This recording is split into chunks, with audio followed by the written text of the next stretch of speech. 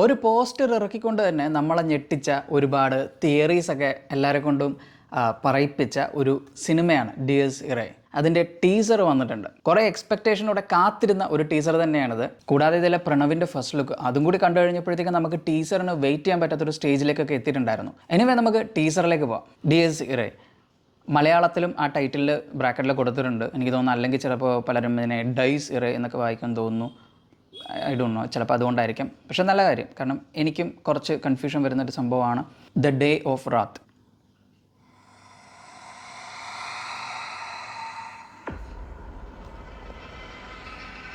Sounding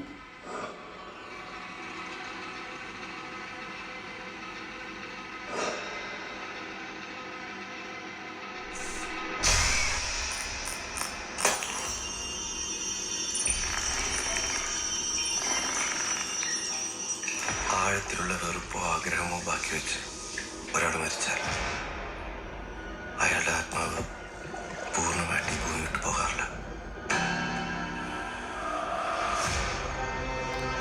ഒരു frame, എൻ്റെ പിന്നെ ഫ്രെയിമിംഗ് ഒക്കെ അപാരം.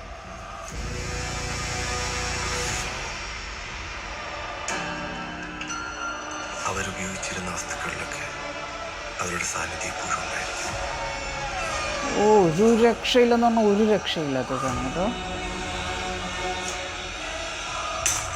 എല്ലാത്തിനും സാക്ഷിയായി അതെന്നാ മുറിയിലുണ്ടായിരിക്കണം.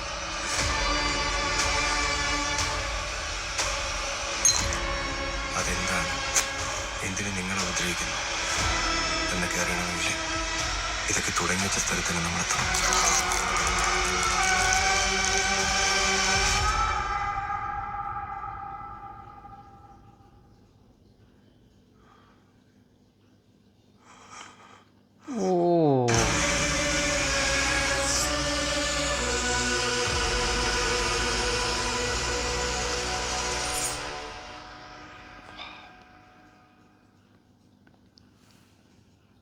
ജസ്റ്റ് വാവ്, എൻ്റെ മോനെ അടിപൊളി ഹെവി ടീസർ.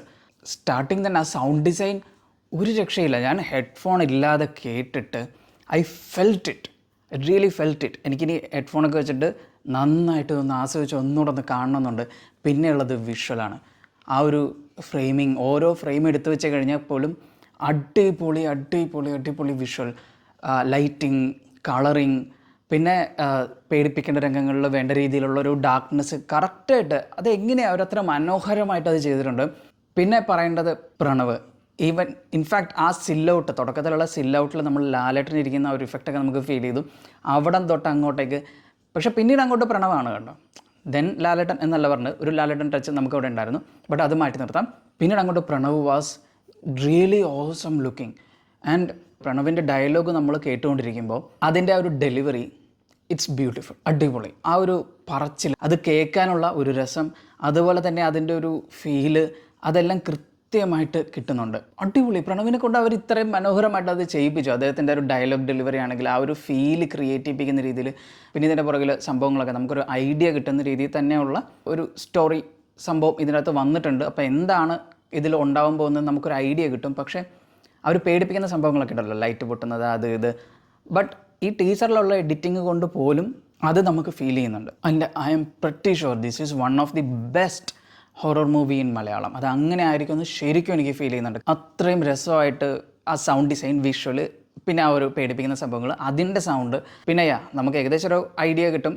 ഒരു വീട്, ആ വീട്ടിലേക്ക് വന്നെത്തുന്ന നായകൻ, അവൻ അവിടെ എക്സ്പീരിയൻസ് ചെയ്യാൻ പോകുന്ന, അല്ലെങ്കിൽ അവൻ അവിടെ കണ്ടെത്താൻ പോകുന്ന നിഗൂഢമായിട്ടുള്ള രഹസ്യം, ഈ സ്റ്റോറിയുടെ ഒരു ബേസ് ലൈൻ എന്ന് എനിക്ക് തോന്നുന്നു ടീച്ചർ കണ്ടു കഴിഞ്ഞപ്പം. അതുകൂടാതെ ഇതിലുള്ള പ്രേതം, ഭയങ്കര ശക്തിയുള്ള ആ ഒരു അദൃശ്യ ശക്തി, അത് മിക്കവാറും ഒരു ഗോസ്റ്റാണ്, ഒരു ലേഡിയാണ്. അതൊക്കെ കണ്ടെത്താനും അതിലൂടെ കടന്നു പോകാനും അതിനൊരു സൊല്യൂഷൻ കണ്ടെത്താനും പോകുന്നത് പ്രണവിൻ്റെ കഥാപാത്രം തന്നെ ആയിരിക്കും എന്ന് തന്നെയാണ് നമുക്ക് മനസ്സിലാക്കാൻ സാധിക്കുന്നത്.